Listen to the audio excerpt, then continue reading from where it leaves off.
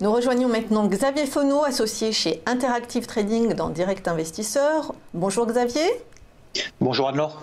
Alors on évoque avec vous ce matin le CAC 40 qui a certes subi des prises de bénéfices hier, mais qui continue apparemment à la hausse ce matin. Il vole de record en record, cet indice parisien. Est-ce que vos anticipations sont plutôt sur ce mouvement haussier ? Alors non, pas spécialement, c'est-à-dire que quand on s'était eu il y a 2 semaines, alors je vous disais qu'effectivement les indices européens étaient plutôt dans une phase de montée en crabe, c'est-à-dire que ça montait sans réellement de catalyseur haussier, sans réellement de flux haussier.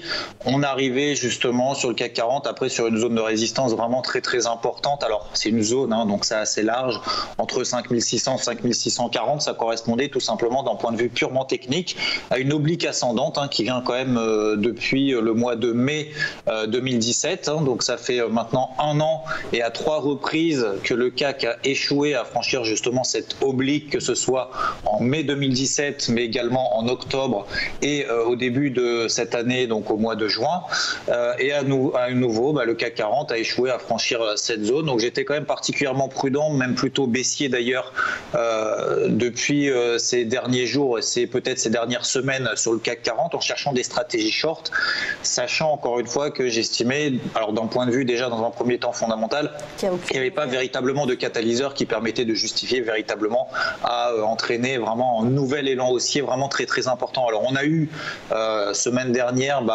peut-être des rachats de short, des flux un petit peu techniques qui ont provoqué justement une envolée du CAC 40 entre 5560 et 5640, donc tout de même quasiment 100 points de hausse en 2-3 séances, mais on a vu justement hier que la volatilité est de nouveau présente. Alors on n'est pas encore dans un scénario quand même de bear market, on n'est absolument pas dans un marché baissier.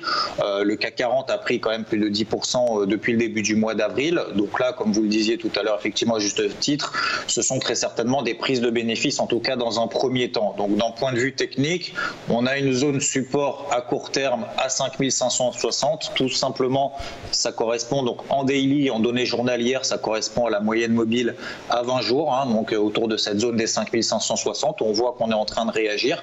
Là, aujourd'hui, en tout cas ce matin, depuis l'ouverture, on est dans une phase de stabilisation horizontale qui succède hier quand même à un mouvement baissier assez impulsif, assez fort. Il va falloir voir aujourd'hui, alors je ne pense pas qu'on sorte aujourd'hui justement de cette zone d'orange entre 5006 et 5560, je pense qu'on risque de rester tout au long de la journée autour de cette zone. Peut-être que d'ici demain, on arrivera justement à sortir de cette zone 5006-5560. À très court terme, donc pour aujourd'hui, je pense jusqu'à demain matin peut-être, privilégier vraiment les stratégies à très court terme pour jouer un petit peu des écarts vraiment très faibles. Par contre, en swing, encore une fois, je ne change pas de fusil d'épaule.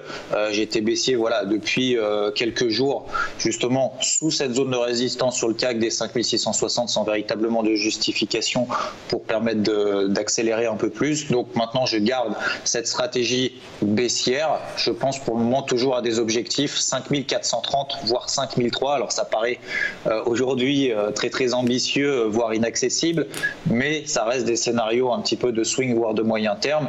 Je serais beaucoup plus serein de revenir à l'achat vers 5430, idéalement vers 5003, que de revenir à l'achat dans la zone de cours actuelle en espérant des bonnes nouvelles à l'avenir. Xavier, est-ce que c'est habituel cette décorrélation entre l'actualité économique ou l'économie et cette hausse et ce mouvement haussier de l'indice parisien, en tout cas même des indices européens ? Alors habituel non, justement effectivement c'est vrai qu'on était arrivé dans une situation où le CAC montait sans véritablement de bonnes nouvelles, c'est pour ça que ça m'inquiétait entre guillemets, mais c'est vrai qu'il fallait quand même être relativement rationnel par rapport à l'actualité comme vous venez de le dire. Les publications d'entreprises sont passées, les news macro sont également passées, alors on a eu quelques apaisements ces derniers jours entre Washington et Pékin. Là on voit que Trump revient un petit peu sur le devant de la scène avec notamment le secteur automobile, donc ça crée un petit peu des tensions. Après, on arrive sur des zones quand même techniques. En tout cas, ça en a créé ce matin au Japon des tensions sur le secteur automobile. Oui, effectivement, on a le Japon voilà, qui a accusé un petit peu le coup. Alors l'ensemble des marchés a un petit peu également accusé le coup. On avait des signaux baissiers beaucoup plus propres, effectivement, sur l'indice japonais que notamment d'ailleurs aux États-Unis. Les marchés américains, on en parlera tout à l'heure, qui tiennent quand même très très bien. Mais en tout cas, voilà, sur le CAC 40, on arrive sur des zones de résistance où il n'y a pas de catalyseur haussier, il n'y a pas de dynamique. Alors oui, il y a une dynamique haussière quand même clairement en place depuis le début du mois avril, mais acheter encore une fois la zone de cours actuelle autour des 5006, 5650 en espérant que les publications d'entreprises qui sont d'ailleurs déjà passées, mais pour le prochain trimestre, soient meilleures que prévu ou que les objectifs, en tout cas d'entreprise, de guidance, soient relevés, etc. C'est beaucoup trop tôt pour le moment. Donc, heureusement, encore une fois, on en parlera tout à l'heure, mais que l'euro-dollar aide les marchés européens à surperformer les indices américains. Mais hormis ce facteur-là, c'est vrai que dans la zone de cours actuelle, c'est quand même très compliqué. Alors je pense qu'à très court terme, encore une fois, on reste dans des zones de turbulence. Il n'y a pas de panique non plus générale sur les marchés. Alors il y a quelques entreprises, quelques actions, notamment des Richebourg, où les publications d'entreprises quand même sont très décevantes, elles perdent quasiment 25% en 2 jours. Donc on a quand même des grosses déceptions. C'est fou parce qu'ils annoncent quand même un bénéfice en hausse. On n'est pas non plus... Oui, alors c'est arrivé effectivement sur d'autres entreprises. On en parlait ensemble il y a 2 semaines, notamment sur Amazon et Microsoft, où on a des publications meilleures que prévues et finalement le marché en profite pour vendre. C'est-à-dire qu'en fait, ils achètent la rumeur, ils vendent la nouvelle et dès que c'est juste en ligne, le marché n'apprécie pas. Donc on voit quand même qu'on est dans un sentiment où les investisseurs sont quand même assez réticents de se dire est-ce que finalement les prochaines publications, est-ce qu'on ne va pas encore peut-être réviser à la baisse les prévisions de résultats ou est-ce que les chiffres seront décevants, mais surtout en tout cas ils n'anticipent pas que l'avenir soit vraiment meilleur qu'aujourd'hui. Donc on a des prises de bénéfices, comme vous l'avez dit au tout début, dans un premier temps. On n'est pas non plus en panique générale, on est simplement effectivement une séance baissière qui a invalidé 4 séances de hausse. Après peut-être que la semaine prochaine ce sera un petit peu compliqué. Encore une fois, le seuil, vraiment le support clé à ne pas enfoncer, c'est 5560. Si on passait en dessous sur le CAC, peut-être que tous ceux qui ont payé entre 5560 et 5640 vont reconsidérer vraiment très fortement leur stratégie et on pourrait très rapidement aller jusque 5430, pourquoi pas, d'ici peut-être la fin du mois prochain. En tout cas, 5003, pour moi, c'est vraiment la zone de cours d'achat idéale dans une optique de moyen terme, mais clairement pas dans la zone de cours actuelle. Très bien, on passe maintenant aux États-Unis. Alors vous venez de le dire, les indices américains, une fois n'est pas coutume, ont sous-performé leurs homologues européens. Est-ce que le scénario va se poursuivre à votre avis ou vu la bonne santé de l'économie américaine, avec hier les dernières minutes de la Fed, on va plutôt repartir sur un mouvement haussier côté Wall Street?